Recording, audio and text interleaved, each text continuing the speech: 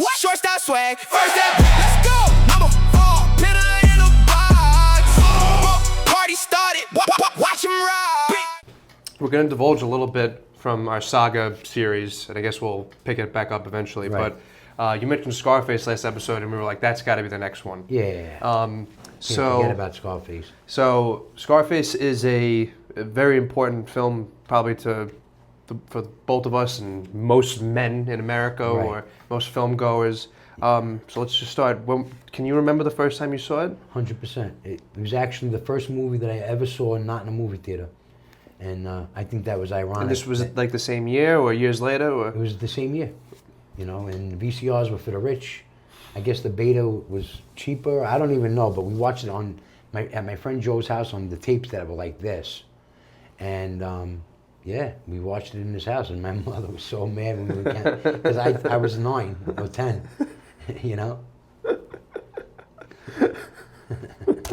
Yeah, I probably watched it when I was, actually it was this week.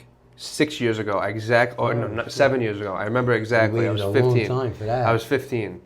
So I remember it was a weeknight in July, and we went to my friend's house, and he had a free house. His family was away. Right. And we got like the most wine you've ever seen that any 15-year-old should be around. I just remember watching Scarface after drinking like 3 glasses of champagne. You felt like him a little bit. I felt like him a little bit, and then the music was so haunting. Yeah. And it still like gives me that same feeling as it did Yeah, then. it was like almost a horror movie. Yes. The last 20 minutes were like a horror movie. Yeah, and it definitely puts you into that world. Yeah. And let's just talk about the production of it.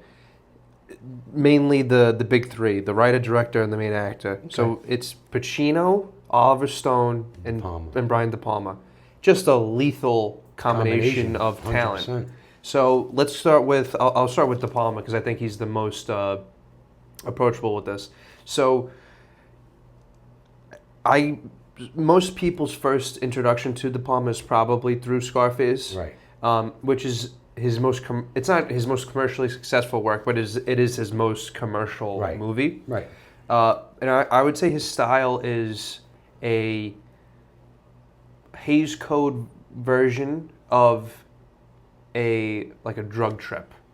Like he has like the performances he gives in his movies are like Hays Code style acting, like pre-Brando acting, but it's like he has enough like drug intoxication, drug experience to make you feel like you are on a high while watching his movies. And also it's just like it's very adult material. Yeah. And it's very visceral. We'll go back to that word again. Very visceral filmmaking. Yeah, that's how I look at it.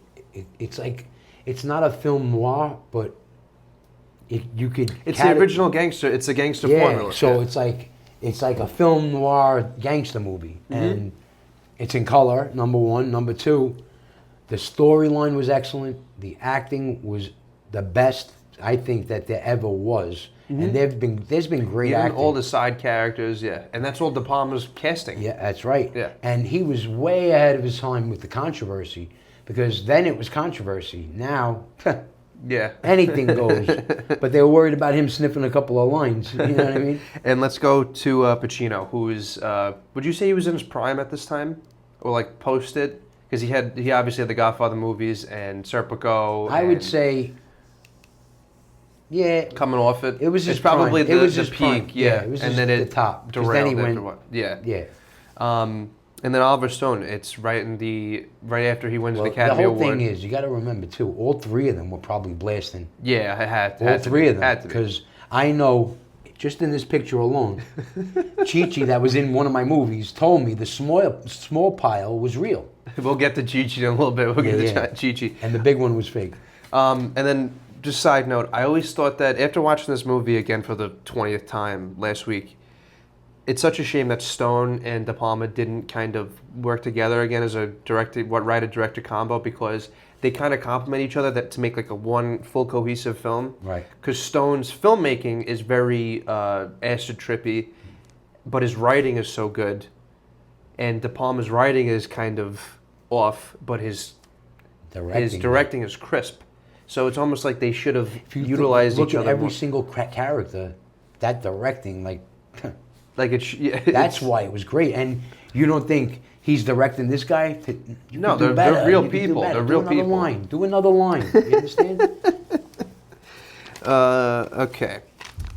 And then Scarface is also one of the best remakes ever made. It's probably top 3, and the other 2 up for debate. It's I think Ocean's Tag. 11 and Departed come close. I think those are the only ones. Ocean's 11 was... Which is a good movie, but it's not like the level of it's more No. tongue in cheek. Yeah. And it resembles the original. Yeah. More so. Yeah, this storyline, you could say it's a remake. It's really not a remake because Stone wrote it, but it's in the realm of Gangster. You know what I mean? Yes, You changed it up a absolutely, little yeah. bit. Like the same main characters, which Scarface is based off of the 1931 film Scarface Right. by Howard Hawks. Right. They both are immigrant stories. Both are about a man named Tony. Right. Both have a weird relationship with their sister. Right. And the beats are kind of the same, are kind of similar. Well, that's where Oliver Stone, he Took it and Made it his modernized own, it. and he made it his Yeah, own. which I want to talk about in a little bit too. Now, what is your favorite scene? So you go first. I'll go after. Is there a funny favorite scene or a favorite Do scene? both. period? Do both. All right. I have the same thing too. The funniest favorite scene, my favorite funniest scene was when Al Pacino kills Frank Lopez, when Scarface Yeah. kills Frank Lopez, and there's a quiet when he kills him, and Ernie just looks like he peed his pants already, and he's just looking mad nervous, and he goes, "What do we do with this guy now?" or something to that effect. And he goes, "You want a job?" Sure, Tony. Sure, Tony. And then Chi-Chi automatically goes, "You got a job." Yeah, that was the best, bro. I would also. And my favorite scene is at the end when he's getting killed. And of course he's coked up and it's a movie. But when he was taking those bullets and he was still talking, I get the chills. It does, it does. There was something about that makes you think that he wasn't going to die for a second. Yeah. You know what I mean? And then when he dies, it was kind of head crushing, but that little moment where he's like, "You can't kill me," but then he dies. But there's that moment. So for comedy, I have the hot tub scene when he goes, "Fly, pelican, fly." And that's when he's mean to his girl. And he's too, talking right? to his wife about, and she's saying that he's boring, and he goes, "Oh," like that's just hilarious filmmaking. And there is, I wonder if they plan the Comedy of it? the unintentional comedy of it, but it has got to be. It Well, has to that's be. where De Palma comes in. Yeah. That's where he comes in. But it has to be one of the funniest movies ever made. Like seriously, it's so funny. It's so corny, the beginning, that it's not. That's Yeah, what you gotta it's say to so yourself. serious. It puts a knot in your stomach, and then it just zags, and you're like, Oh. and you're cracking up at this violence Yep. and just the line deliveries of Yep. everyone. That little guy with the ponytail. I used to smile when I saw that guy running around like, hey, Even in the end when Tony's getting whacked, like the killer, what he's wearing those like gray sunglasses, T2 and the glasses. and the music just like, Yeah. It's comedy, but you take it 100% seriously, Right. And which is that's like that's it's a hard to balance. That's hard like, to do as a director because I don't think it was in the writing. I don't think it was in the writing. No, the writing was like the obviously baseline. the heartbeat of the script, Right. Because of the political stuff. Because But that was Stone's. he definitely brought. Yeah, that was Stone's strong suits. But De Palma brought the comedy, Yeah, 100%. Because dark comedy, like film noir or dark comedy, that is a technique that Hollywood used. And Brian De Palma is actually. There's James Cameron does it a little bit. Like there's a couple still that are left. Scorsese's, of Yeah, course. but he's he's on his way out. But he's one of the last ones to use it the classic way compared to what goes on now. Yeah, that's true. And then my favorite serious scene, which is also kind of a funny scene, there's 2 club scenes I think in the film. Yeah, there's 2. So the first one is also hilarious when he meets Elvira for the first time. But then the shootout with the That's when performance. the guy, that fag. Yeah. that And suit. Tony's just wrecked. Wrecked. And he's just like, Yeah. So that's one of my favorite ones. My favorite line. This is also comedic, but I want to hear yours first. Comedic? Now again, you shouldn't think this is funny because it was the worst thing that you could say to somebody. But he says something to the effect of, her womb is so polluted. Yeah, that's fucked up. Yeah. She can't even give me a baby. And I was like, wow. And then you start laughing. You be like, wow, he wrote that. And he's got to be thinking, like, how bad is he that he's...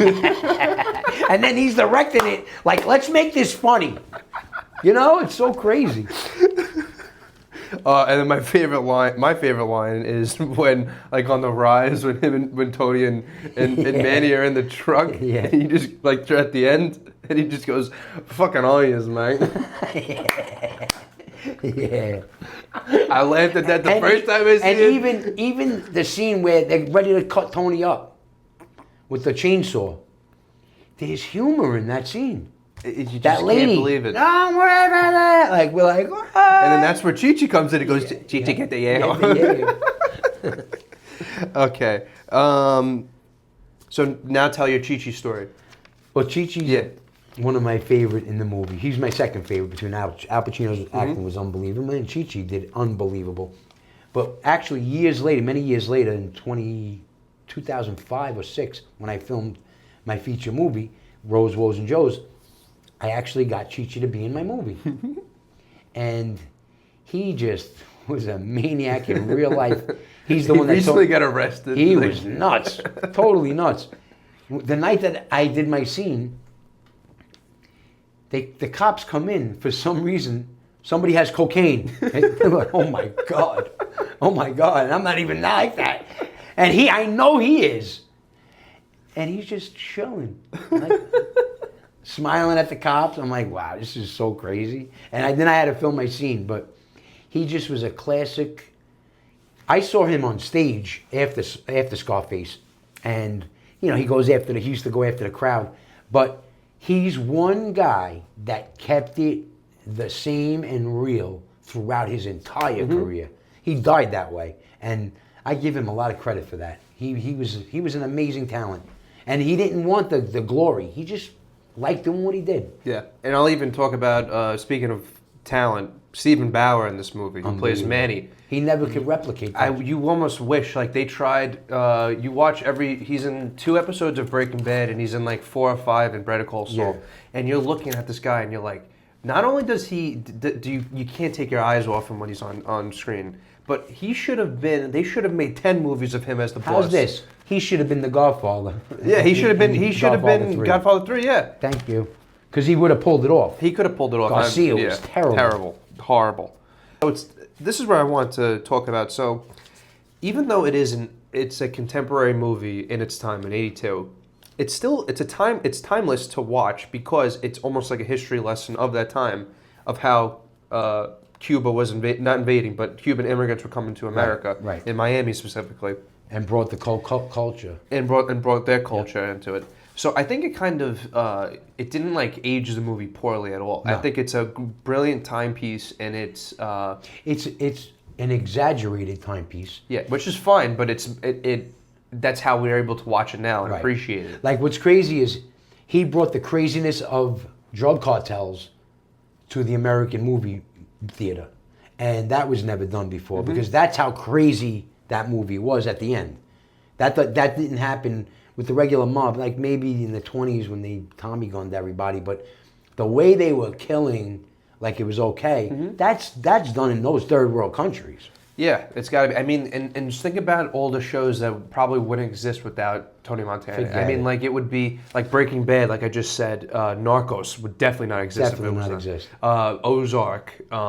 So many of these pieces of art wouldn't exist without. And I don't know if he's the first anti-hero, but he is one of the pillars of anti-hero. Well, James Cagney probably would be the first. That you liked? I don't know, but did you I mean, I didn't watch him enough. Yeah. I watched him in a few movies, but that back then, if you hit the film history of it, he was a pop culture guy. Yeah, that's true.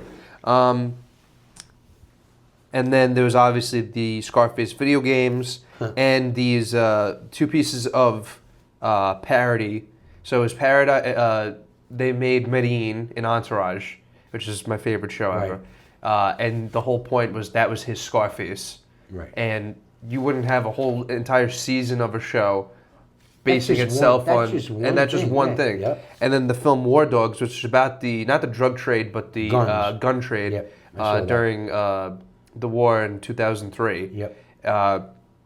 And you just see all they mention it like Scarface. They're inspired by Scarface to do what they do. The African nations that were being run by the rebels, they looked to Scarface as that hero. Yeah. You know, and that's what's ironic about it is because it does exist in real life, but just not in America. Yeah, that's true. That's true. Do you have a favorite non-Scarface De Palma movie? No. No, Scarface. Nah. That's it. Yeah. So if I were to recommend any, so for the horror fans, obviously Carrie is really good, but Sisters could fuck your mind up. That movie is sick. didn't see it. It's with Margot Kidder. She plays Siamese twins, and they tear them apart, and they're together. It's an unbelievable film. Dress to Kill is kind of a Psycho remake, but if you don't like Psycho, I Right. recommend watching I saw Dress it. to Kill. I saw it. Yeah, It was all right. I enjoyed that. But nothing compares to The Scarface. Yeah, No, nothing that he's done. And then, could you name your 5 favorite Pacino roles 5 or favorite. Pacino characters I would say. or movies? By that mean, I would say in order it would be Scarface, Godfather, Scent of a Woman, Heat. I liked him in Heat. Yeah. I did like him in Heat. And there's that other one, and Carlito's Way. Yeah, yeah. And Carlito's Way is last because his acting started going downhill bad, but he still got away with it because it was like a corny part of that area. Yeah. Like it seemed like it was cool to be corny in that way. Like Pachanga and the guy at the club, the chubby guy at the club. You know, Yeah, another yeah. comedy. Who directed that? Do you remember? De Palma. He directed Yeah. Carlito's Way? Yeah, so, So throw then- that one. Yeah, there. that's in there. So I would say I like Scarface, Godfather, Glengarry Glen Ross. He's incredible in that movie. He was. And Donnie Brasco, and I'll throw Heat in there. But Donnie Brasco, he's brilliant in it too, because he plays he's probably the most relatable or like most realistic mob guy that ever was. That's the average mob guy was that. Yeah, And yeah. and that's why, you know, you look at it. I was around it more than you. Like I grew up and seeing guys like that for real. I might have even saw him for the real guy, but it existed and we saw it. People don't see it, so when you see it and you never saw it, Yeah, so it's like impressive. that's what it is. Yeah, But it's like he hung out and did character study with a guy from the neighborhood. Yeah. It had to be. yeah. And then we'll save that for our Brasco episode. Right. Do you have any final thoughts about Scarface? Because it seems like I feel like you had a tattoo of Scarface, but you might have gotten rid I of it. thought about it, but no, I never did. I would say it's Al Pacino's best acting. He can never replicate the accent, the He becomes a whole gestures. different person. He's an entire This. yeah. And from what I hear, from what Chi told me, he told me stories, a lot of stories. I'm just going to say, he was sniffing. They were sniffing the whole time. So that's another thing that added probably to the flavor of the movie because it was about It cocaine. wasn't acting, yeah. It was about cocaine, and they're doing cocaine. All 3 of them, the most important people. Yeah. But yeah, like the Pacino role in it, just getting the talent, the big 3 together on that, just seeing one's in the twilight, not twilight, but he's heading there. Right. De Palma's in his prime, Stone is on the come up, and then also just the supporting cast is unbelievable. Bauer is a powerhouse in this Even the film. sister, the mother acted. Yeah, great. she was great in it. She's Great in it. so true in it. And you say, where did Tony get it? He got it from his mother. Yeah. And that was that wasn't you know, good enough for that him. was, it for wasn't her. good enough. And Michelle Pfeiffer, of course. Great. She's a cold-hearted. Cokehead. Yeah. And I also wanted to mention that we should have mentioned already that it was never nominated. Yeah, I it wasn't. can't understand it. How? Because Hollywood usually went that way. Mm-hmm. But there had to be some type of beef between either Oliver Stone and the execs or something because that thing deserved an Academy Award. Oh yeah.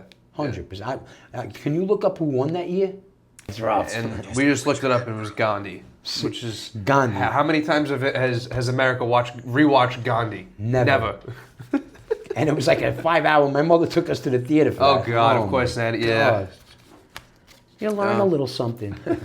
Yeah, you learn Meanwhile, more. Scarface should have won that year. Anyway. Okay. Pleasure as always. And for those who haven't watched Scarface, I don't know what the hell you're doing. Watch Scarface Yeah. if you didn't watch Scarface. You're missing out. It's one of the most entertaining films that's ever been made. Yep. Period. Period. Point blank. And you can't, like, look, The Godfather was a great movie. This was different, and I think it was better acting, which is almost impossible. But I think Al Pacino killed that movie. Yeah. Oh yeah. Should have won Best Actor. Tony Montana forever. Forever. Forever. Love on the field, he's locked in that short. Quick hands, big arm, shutting down the sport. Lead off, hit the first pitch, he ain't playing. Step in the box, whole park screaming his name. They call him Big Frank for a reason.